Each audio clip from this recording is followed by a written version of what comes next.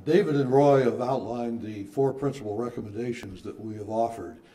And what I'd like to do is sort of tie them together and cut across the various recommendations and findings under the subject of competitiveness, which really relates to each of these topics.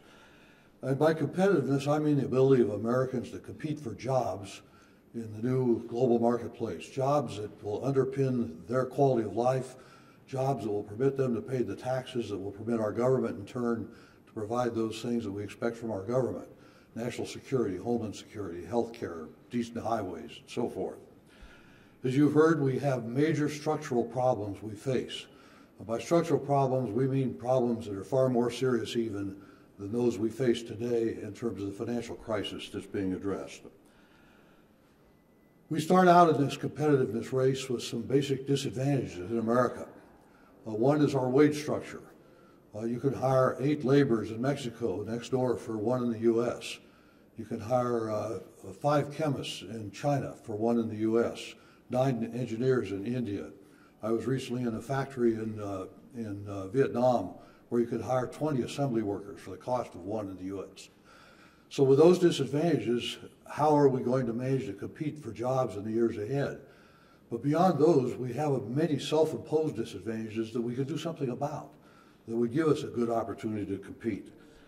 For example, there's the education issue that you've just heard about, K through 12, pre-K through 12. The most recent study that was conducted, standardized in 30 countries around the world, showed that there was only one bright spot where we've improved in the last 12 years. That bright spot was 4th grade arithmetic. Unfortunately, industry doesn't hire a lot of 4th graders. Even if they did, at the rate we've improved over the last 12 years, it'll be another 85 years before we catch up with Hong Kong, assuming they don't get any better in the meantime. There's also the matter of the lack of interest in this country in science and engineering.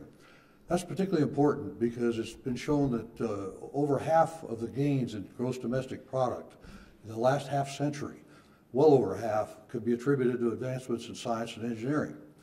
Today, about 2/3 of the PhDs in engineering from U.S. universities are given to foreign-born students. In the past, thank goodness, many of them have stayed here. Without them, we wouldn't begin to be competitive in science and engineering. Today, the surveys show more and more they're inclined to go back home. They have many more reasons to do that. Thirdly is the matter of taxes on business. We have some of the highest tax structures on business to be found in the world. That simply reflects itself as another cost in business. It means you've got to raise the cost of your products, makes you less competitive. Then there's a matter of what you might call overhead costs that handicap our ability to compete for jobs in this country.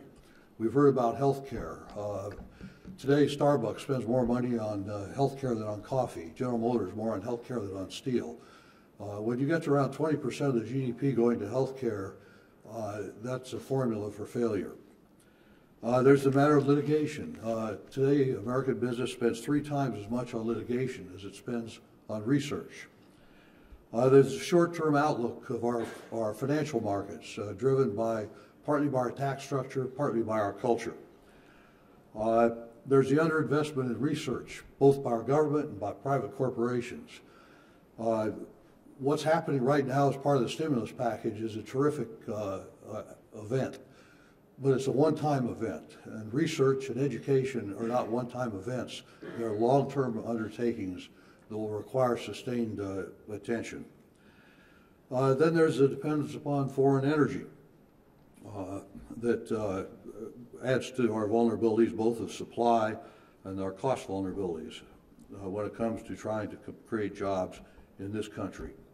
As I said, many of these challenges are self-imposed, that we can deal with them. We may think that we found the answer to being a global leader because we've enjoyed that position for nearly a century. Then maybe we could just keep doing what we've been doing. But I suspect that the citizens of Spain in the 16th century, who thought they were the global leaders, and probably were, thought they could keep doing the same thing and stay the global leader. Or France in the 17th century, Great Britain in the 19th century, ourselves in the 20th century.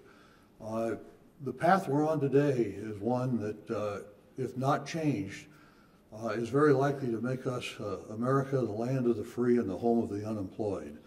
We can do something about it, but we better do it soon. Thank you.